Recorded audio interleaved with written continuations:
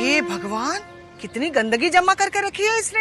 ये देख मालती, अरे ओ मालती। अरे काकी, आप अब जानते नहीं हमारे घर पे क्या हुआ है? याद रहे, ये बीमारी मच्छरों से फैलती है, इसीलिए अपना ये घर और ये अपना आंगन दोनों साफ रखो, समझी? ठीक है काकी। अब झाड़ू उठाओ और अपनी गंदगी साफ करो। चलो चलो। हमको बढ़ते जाना है संग, बढ़ते जाना है संग, बढ़ते जाना है। अरे मुखिया जी, मास्टर जी, आइए बैठिए। सुना है कल भी जब स्वास्थ्य केंद्र के अफसर आए तब तुम फिर से घर पे नहीं थे। अब मुखिया जी, जब हमको कोनो बीमारी नहीं है तो ये कमबख्त दवाई काहे खाए। देखो कालू, ये बीमारी तुम्हारे अंदर होगी ना तो उसे बाहर आने में 10-15 साल लग सकते हैं, फिर तुम कुछ नहीं कर पाओगे। कल आरोग्य केंद्र जाके दवाई ले लेना। और आप लोगों ने? हमने तो पिछले हफ्ते ले ली थी मास्टर जी। धनवा जी भाभी, आइए। दवाई काहे नहीं ले रहे हो? और बीवी बच्चों को भी रोक रखा है। 2 साल से दवाई ले रहे हैं, कुछ हो तो रहा नहीं है, ऊपर से खुजली बढ़ गई है, सो अलग। खुजली हुई मतलब दवाई असर कर रही है।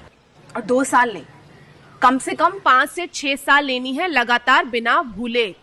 एक तो मुझे कुछ हुआ नहीं है, ऊपर से इतनी मोटी मोटी दवाई खाओ, हमको नहीं खानी है दवाई। ठीक है, फिर जो मन में हो करो, और फिर 2 साल के बाद मेरी तरह अपनी बीवी को भी फैक्ट्री में लगवा देना, कि तुम तो बीमार होकर खटिया पकड़ लोगे उनकी तरह, और फिर सारा काम हम औरतों को संभालना पड़ेगा। ठीक है भाभी, हम दवाई ले लेंगे, आप कल भेज दीजिए उनको।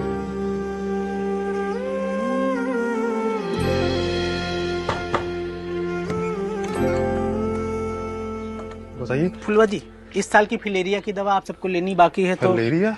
हाथी पांव। अरे हर साल चले आते आप, समझते का ही नहीं हो। हमको नहीं लेनी कोई दवाई वाई, चलिए आप यहाँ से चलिए। अंकल, हमको स्कूल में सिखाया कि दवाई एकमात्र इलाज है हाथी पांव से बचने के लिए।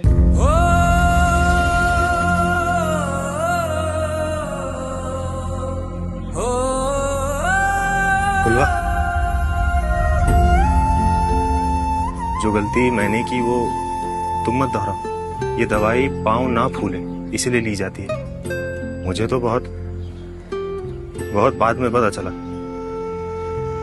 कि मुझे फिलेरिया था। मेरा पुलिस बनने का सपना तो मैं पूरा नहीं कर पाया। क्या पता तुम्हारे अंदर भी फिलेरिया हो। इसीलिए दवाई लेना ही इस बीमारी का एकमात्र इलाज है।